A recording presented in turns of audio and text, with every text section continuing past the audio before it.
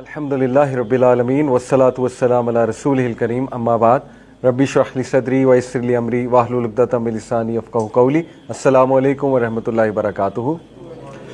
Welcome to things that matter and जज़ाकुमुल्लाह खैर for coming. सबसे पहले मैं ये बताना चाहूँगा कि मेरी कैलकुलेशन है और उसके मुताबिक जो आप लोगों की जनरेशन है, you can disagree but this is my calculation, कि आखिरुज़्ज़मा का जो दौर है, आखिरुज़्ज़मा के दौर में कुछ चेन ऑफ इवेंट्स हैं विच स्टार्ट फ्रॉम इमाम मेहदी, मतलब अगर मेजर साइंस की बात करूं, फिर दज्जाल, फिर उसके बाद हज़रत ईसा अलैहिस्सलाम की वापसी, याजूज माजूज का निकलना, दाबतुल अर्ज़, so on and so fourth. 10 science हैं, बिग साइन।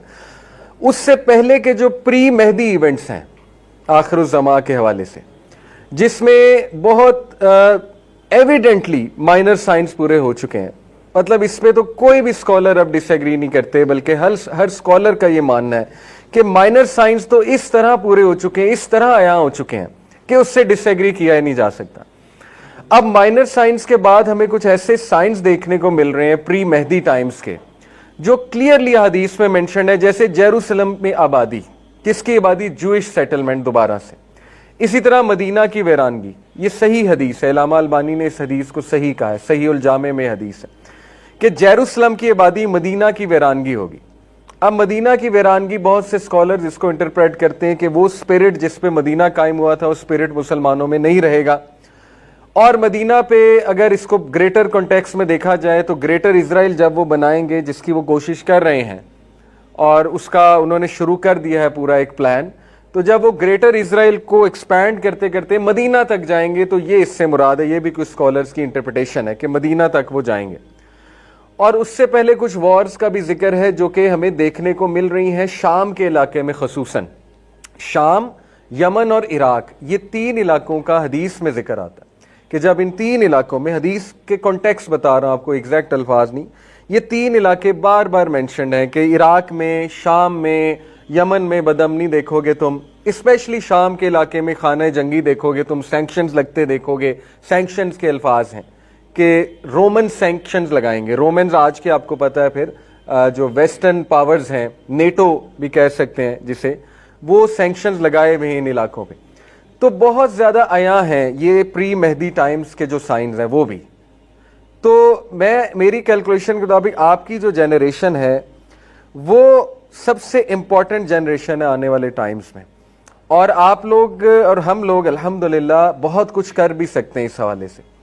यानी ये वो दौर चल रहा है कि अल्लाह रब्बुल आलमीन, अकॉर्डिंग टू मी, जितनी मैंने स्कॉलर से भी डिस्कशन की है, उनकी भी बातें समझी हैं स्कॉलर्स की, ये वो दौर चल रहा है जिसमें अल्लाह सुब्हानहू व तआला मोमिन और मुनाफिक को अलग अलग करेगा, और आगे जाके तो मजीद इसका कठिन टेस्ट लिया जाएगा, और वो हमारे सामने हो रहा है। जो गज़ा का इशू है उसको लेकर आपके सामने है कि कौन क्या कर रहा है, कौन कितनी आवाज़ बुलंद कर रहा है, वगैरह वगैरह।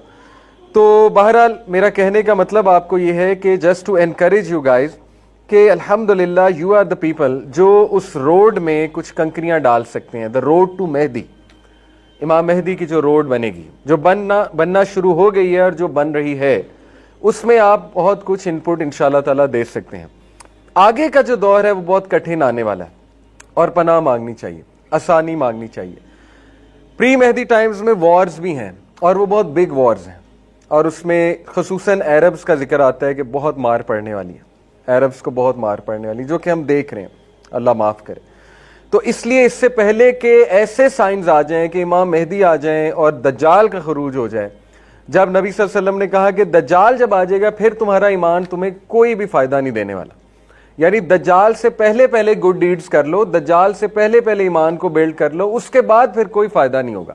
उसके बाद कोई कहे कि अब मैं ईमान लाता हूं, तो फिर वो कोई खास उसको फायदा नहीं होगा। हदीस सुना देता हूं मैं आपको, हदीस में ये मेंशन है कि 3 चीजों से पहले अपनी फेथ पे काम कर लो, उनमें से एक दज्जाल है, कि दज्जाल के ज़हूर से पहले।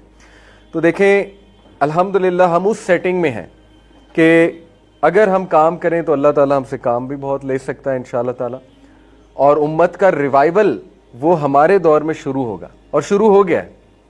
गज़ा का जो इवेंट है वो बहुत ही दर्दनाक है, लेकिन उसमें से बहुत खैर भी निकली है।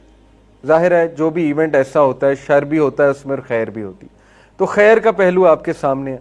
यूथ में मैं अब एक अवेयरनेस देख रहा हूँ یوتھ میں ایک شوق دیکھ رہا ہوں دین اسلام کو سمجھنے کا, یوتھ میں امہ کا کنسپٹ ریوائیو ہوتے دیکھ رہا ہوں, یوتھ میں system, Islam as a system, یہ بات چھڑ گئی ہے. یوتھ میں وہ شوق پیدا ہو گیا کہ ہم پریکٹسنگ مسلمان بنیں, اسلام کے ریوائیول میں کچھ رول پلے کریں. تو یہ بہت خوش آئند بات ہے. تو ہم انشاءاللہ اللہ کے فضل سے اس سیٹنگ میں ہیں, اور اللہ تعالی ہم سے کام لے کہ اللہ تعالی امت کے ریوائیول میں انشاءاللہ تعالی ہمیں انکلوڈ بھی کریں اور اس حوالے سے ہم رول بھی پلے کریں.